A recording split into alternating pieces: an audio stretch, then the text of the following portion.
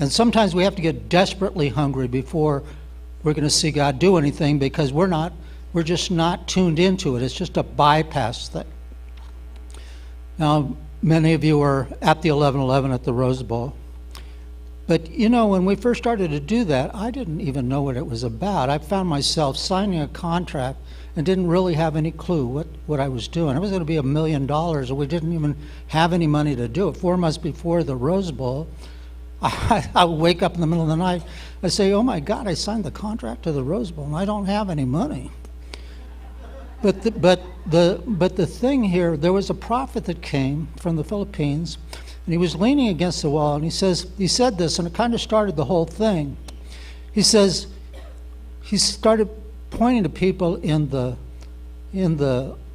group at Caro's, and he says, "I saw you, and you're walking around a stadium that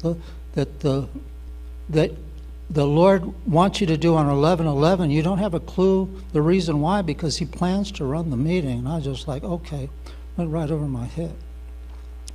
Now, I didn't know the significance, but later on we were going to go, and we brought the pastors together. I think even a few of the people that are here were in that meeting, and something happened.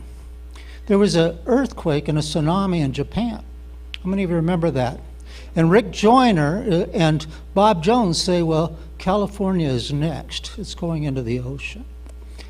Now, on that day was the day that the pastors from Pasadena had come together, and guess where we were at?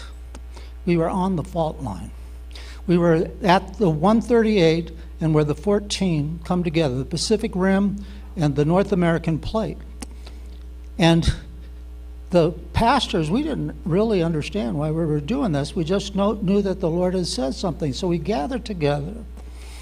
And there was a lot of discord in that meeting. It was like nobody agreed with what God wanted to do. But then we heard that word, and it was like all of a sudden there was depression and discouragement in the group. Not only because we were hearing a word to move out of California, get out.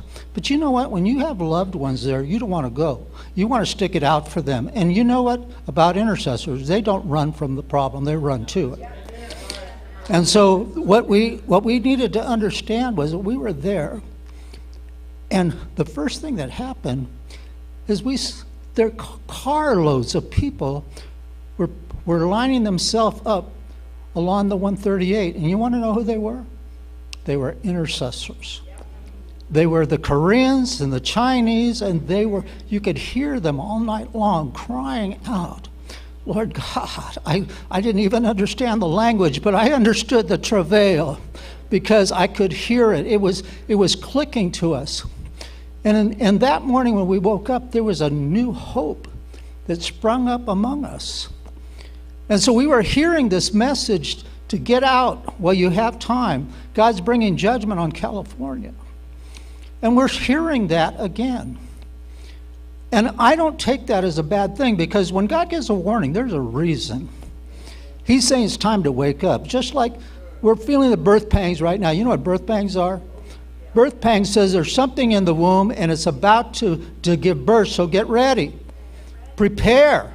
Do what you need to do. So this is the call to the intercessors today to get ready, listen to the call, and we need to do some travail.